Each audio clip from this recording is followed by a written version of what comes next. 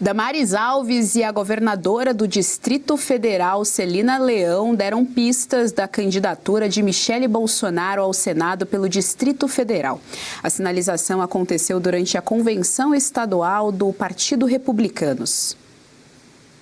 Bia, eu, você e Michele Bolsonaro, essas três mulheres juntas, ajudando Celina e Gustavo a governar o DF.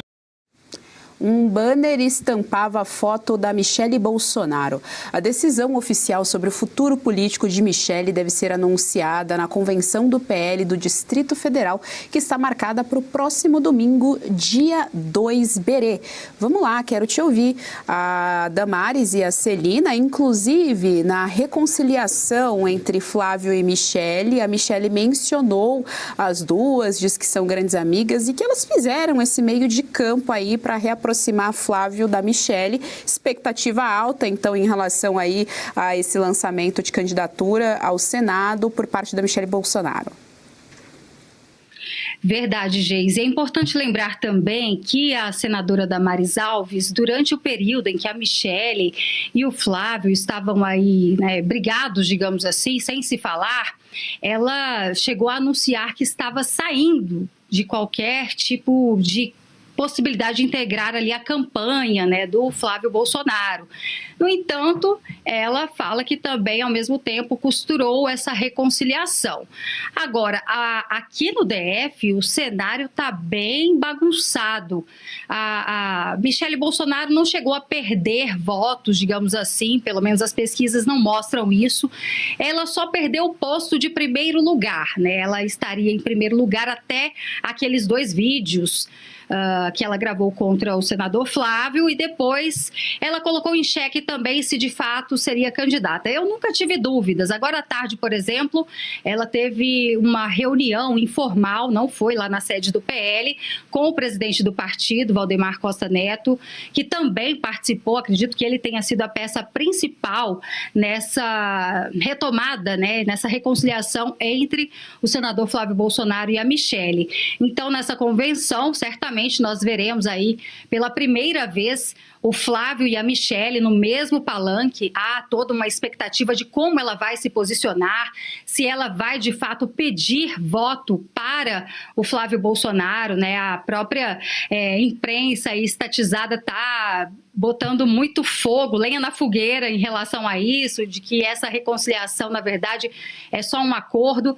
Mas a amizade entre Damares, Michele e Celina Leão é um mistério. Há quem diga que depois que ela deixou, que foi destituído o PL Nacional Mulher, que muitas pessoas que trabalhavam com a Michele foram abrigadas ali dentro do governo do Distrito Federal, que a Celina Leão teria dado espaço para pessoas que trabalhavam com a Michele, então teria contratado essas pessoas, para que elas não ficassem sem trabalhar. E também tem o caso da Bia Kicis, viu, Geis? Eu acho que é importante trazer isso, porque a Celina Leão teria manifestado dar apoio para o tal do Rafael Prudente, que é do MDB, do governador Ibanez Rocha, que diz que não vai mais disputar o Senado, só que seria uma forma dela acabar cumprindo o acordo que tinha feito com o Ibanez. E aí, onde fica a Bia Kicis nessa história? Até porque o PL está colocando a Michele Bolsonaro e a Bia Kicis para concorrer a essas cadeiras do Senado Federal. Então, se houver, o que já é considerado, com pessoas com quem eu conversei da oposição, esse tipo de traição, e a Celina acabar apoiando outro nome que não seja o da Bia Kicis, talvez isso cause aí um efeito muito ruim dentro do bolsonarismo. E a própria Bia Kicis ainda não quis comentar esse assunto, mas certamente isso vai acabar surtindo aí efeito, e é algo que está acontecendo, mas logo, logo eles não vão conseguir segurar. Se a Bia Kicis desistir da cadeira para o Senado e colocar o nome de novo dela à disposição para deputada federal, é porque realmente houve essa desistência por parte da Celina, que é do partido do Ciro Nogueira, em apoiar o nome dela para o Senado, viu? Doutora Kátia Magalhães, quero ouvi-la a respeito. A gente precisa colocar nessa conta também essa questão do Senado. A gente sabe que, bom, primeiro que o presidente precisa ter governabilidade passa pela esfera da Câmara dos Deputados e também passa pelo Senado. Sem o apoio aí dessas casas, sem a maioria para essas casas, nenhum político consegue colocar a agenda política em prática. Um bom exemplo disso é o próprio presidente Lula. Nós já vimos tanto o Hugo Mota, que é presidente da Câmara dos Deputados, quanto o Davi Alcolumbre, que é presidente do Senado, reclamando da quantidade de vezes que eles têm que liberar emendas, que eles têm que passar projetos que mexem ali diretamente com os cofres da União e o quanto isso prejudica o projeto. Veja, para o Hugo Mota e para o Davi Alcolumbre estarem achando ruim isso, é porque o problema é muito sério mesmo, o buraco é muito mais embaixo. E ainda nesse cenário do STF, a gente sabe que o STF tem ministros que estão o tempo todo abusando da autoridade, estão o tempo todo ignorando a Constituição, enfim, ignorando completamente aí as prerrogativas de cada poder dentro da nossa República. E compete ao Senado ser o freio com o contrapeso, é função uma das funções do Senado, já que o Davi Alcolumbre fala que ele não é só carimbador da Câmara dos Deputados, uma das funções é justamente ser freio e contrapeso em relação ao STF. Então, talvez o cargo mais importante do que a própria presidência, mas o Senado, quem é que vai ocupar aí essas cadeiras do Senado?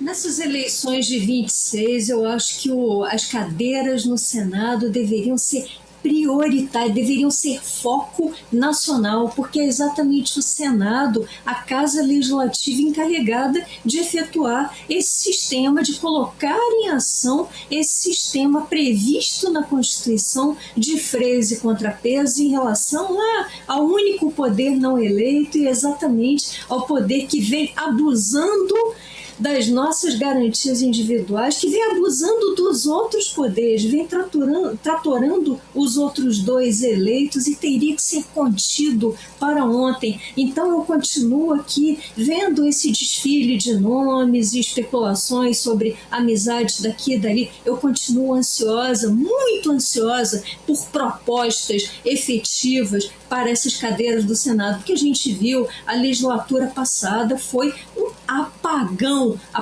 completo de legislatura. Só contra Alexandre de Moraes há pendentes 52, não são 5 não, 52 pedidos de impeachment que sequer foram lidos em mesa, como previsto no artigo 44 da lei de impeachment, e não foram lidos apenas devido à desídia e à conivência do senhor Alcolumbre, não, foi devido à desídia e à conivência de todos os outros.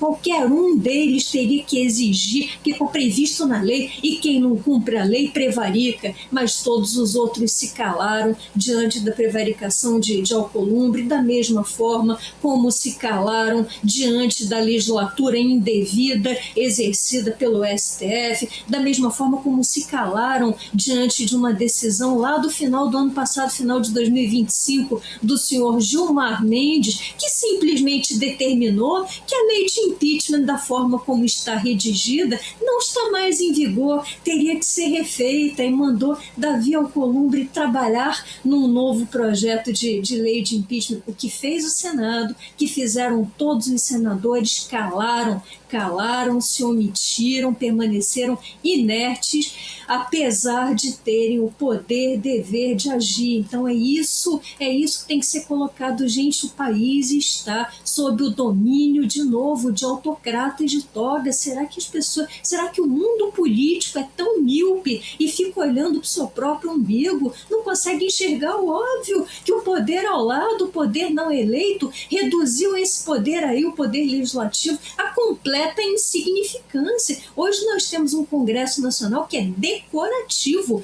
não apita mais nada, nem mesmo os decretos legislativos, os poucos decretos legislativos expedidos pelo Congresso valem, permanecem em vigor. Vide a decisão referente ao IOF, uma das poucas em que o Congresso se mexeu para derrubar lá a determinação de Lula, e aí o que fez esse senhor aí ao meu lado? Derrubou a determinação do Congresso. Ou seja, quando o Congresso ensaia algum tipozinho mínimo de reação, vem o poder não eleito e pau no Congresso, e castra o Congresso literalmente. É isso que o Congresso tem que recuperar, a própria autonomia na hora de ficar costurando nomes, amizades daqui, é hora de proposta. E aí sim, a partir do momento em que esses candidatos ou candidatas apresentarem propostas concretas para revitalizar, restaurar o Estado de Direito que está erodido nesse país, aí sim é muito capaz da classe política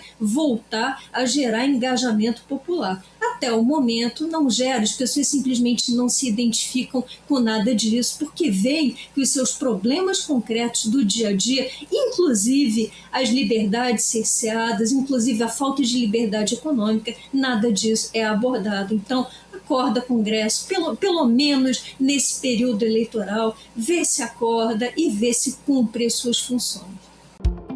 E se você pudesse ter acesso aos bastidores do Sem Filtro e conversar direto com os comentaristas e âncoras da Oeste? Agora, isso é possível com o Clube de Membros do nosso canal no YouTube. O clube foi criado para quem quer dar um passo além e fazer parte de uma comunidade exclusiva. São 3 níveis de assinatura, pensados para aproximar você da nossa equipe. No plano apoiador, você ganha destaque no chat, figurinhas personalizadas e acesso a publicações exclusivas na comunidade do canal. Quer estar ainda mais perto da Oeste? Nos níveis Engajado e VIP, nós liberamos acesso às lives fechadas com nossos apresentadores e comentaristas, nas modalidades mensal ou semanal. Você também participa de sorteios de livros e produtos da Oeste, além de acesso antecipado a vídeos e a uma visão direta dos bastidores do programa Oeste Sem Filtro. Faça parte do nosso clube de membros e tenha acesso a lives exclusivas comigo e com todo o time da Oeste. Se você acredita na importância de um jornalismo livre, independente e comprometido com os fatos, clique agora no botão Seja Membro e conheça todos os detalhes e vantagens de cada plano.